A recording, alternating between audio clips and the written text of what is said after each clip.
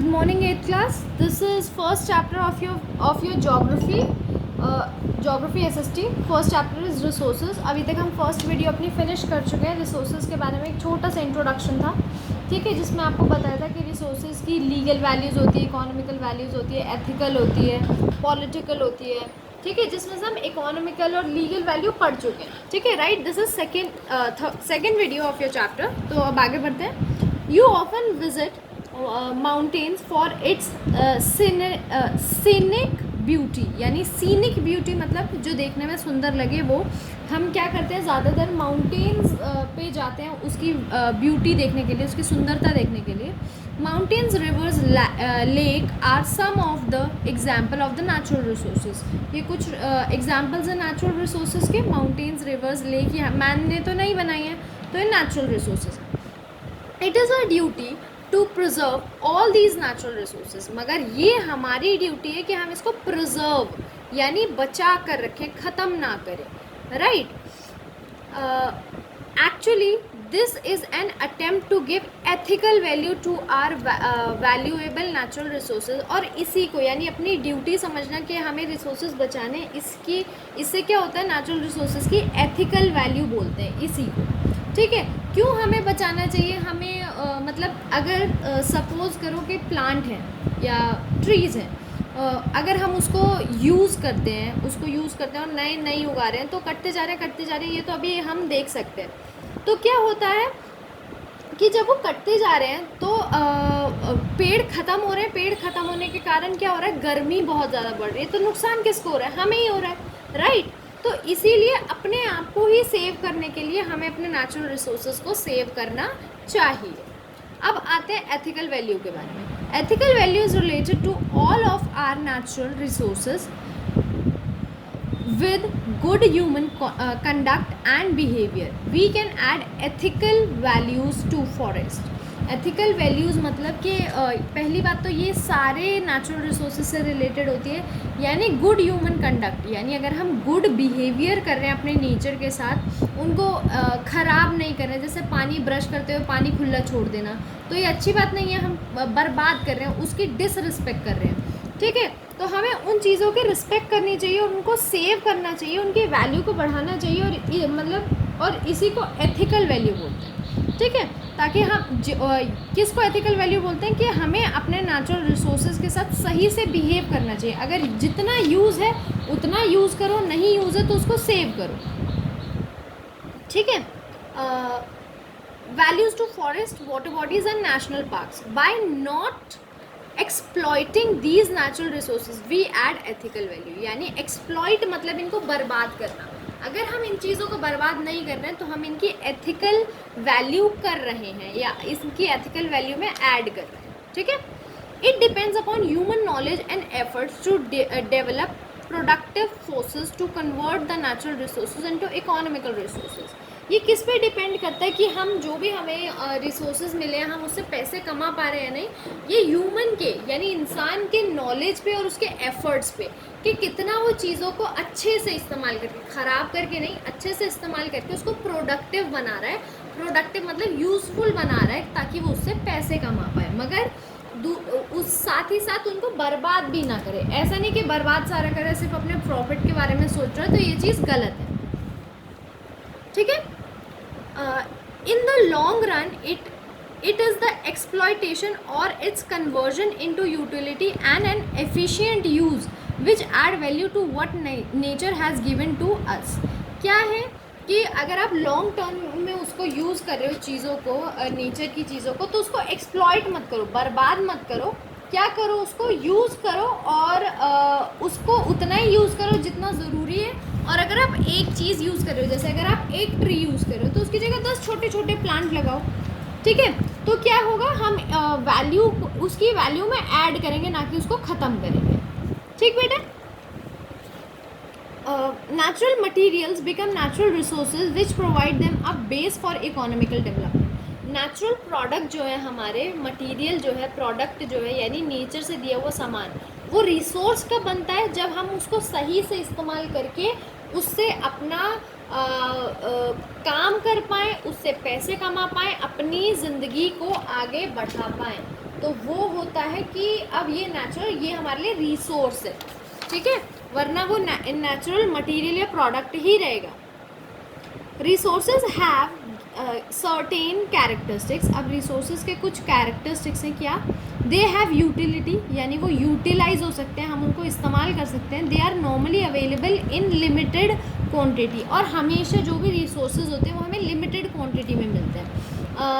Limited quantity मतलब ऐसा नहीं कि आप कितना भी इस्तेमाल करो वो कभी ख़त्म नहीं होगा, नो, क्योंकि जो भी नेचुरल चीज़ें होती हैं उनको उगने में बहुत साल लगते हैं और ख़त्म होने में बहुत जल्दी ख़त्म हो जाता है। तो ये बहुत लिमिटेड है हमारे पास चीज़ें, यानी लिमिटेड मतलब बहुत ही ज़्यादा जिसके एक दायरे हैं कि आप इतना ही आपके पास है, इसको इस्तेमाल करो, चाहे फेंको इसको, चाहे इसको यूज़ करो या फिर इसको बढ़ाओ, ठीक है, ये आपके हाथ में। जैसे ऐसा होता है ना कि आपको 10 रुपीज़ पॉकेट मनी मिली है, अब आप इसको, इससे चीज़ खरीदो, इससे अपना यूज़फुल सामान खरीदो या इसको खो दो, तो वो आपके हाथ में, मगर आपके पास एक लिमिटेड पॉकेट मनी है कि आपको इतने ही पैसे मिलेंगे।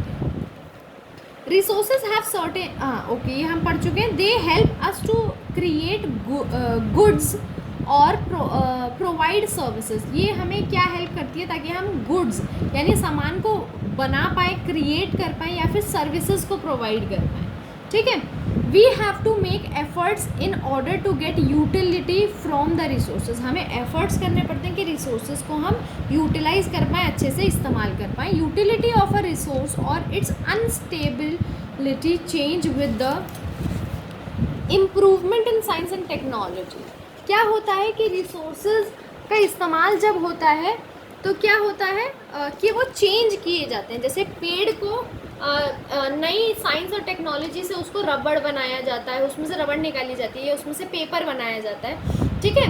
तो ये क्या है, साइंस एंड टेक्नोलॉजी के साथ चीज़ें इंप्रूव होती जाती हैं। Technology means the knowledge and skills people have to use the resources. Other thing that is important is time.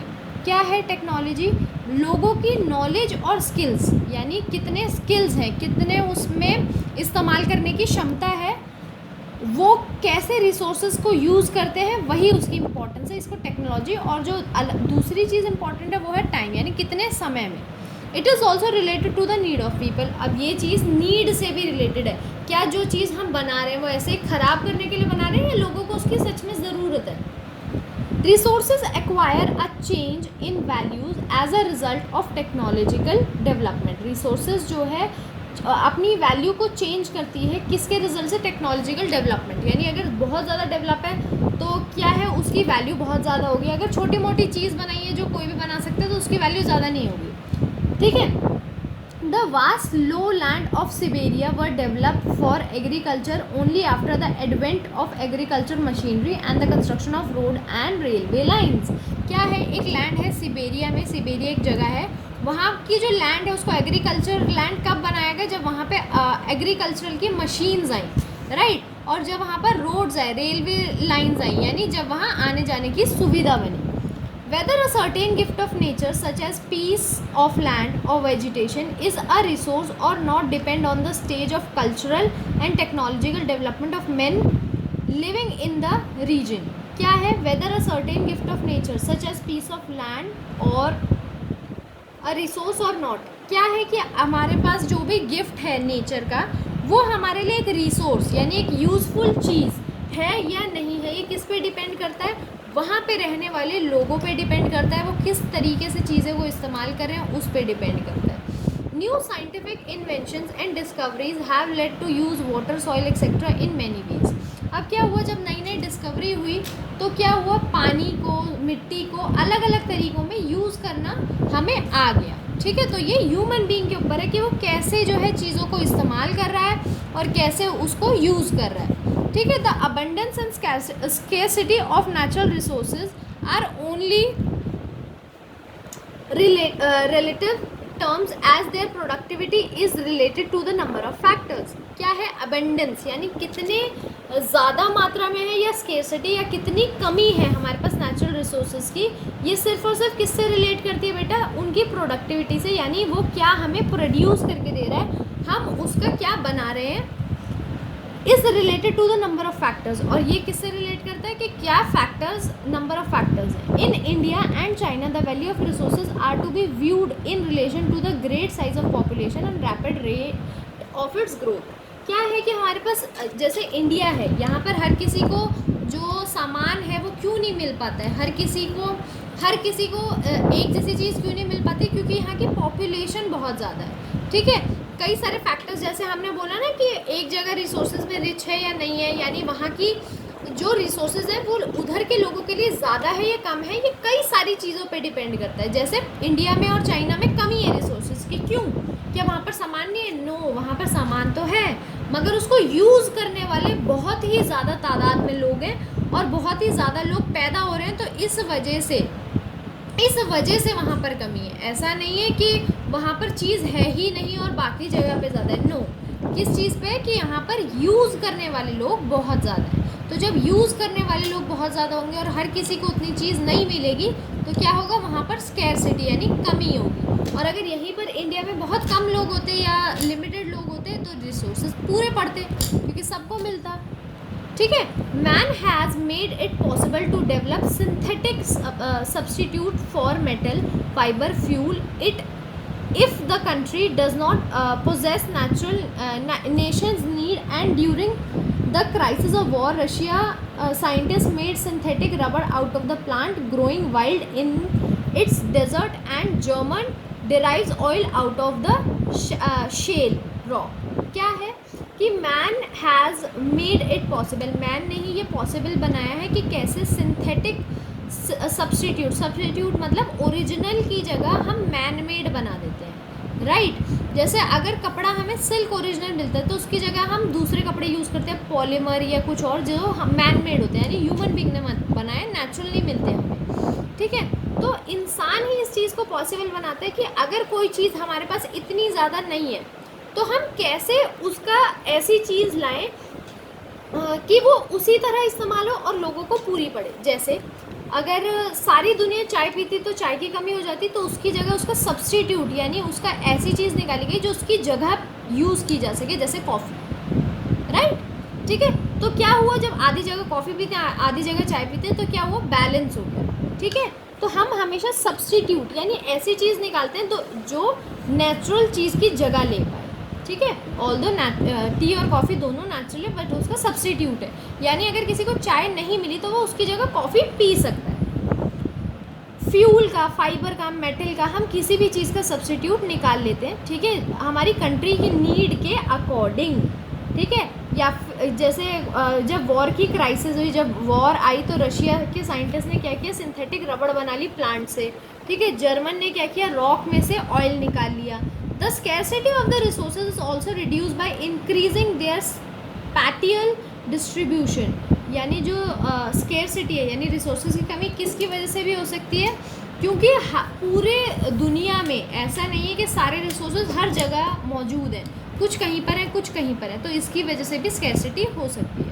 ठीक है, जैसे अगर इंडिया में जब हम गड्ढा खोदते हैं तो पानी मिलता है, मगर जब हम जैसे अरब है वहाँ पर जाते हैं गड्ढा खोलते हैं तो तेल निकलता है, तो वहाँ पर तेल ज़्यादा है, पानी की कमी है, यहाँ पानी ज़्यादा है, तेल की कमी है। ठीक है, तो ऐसे भी होता है। ठीक है, for example oil, natural gas, some manganese and iron ores are obtain from offshore area.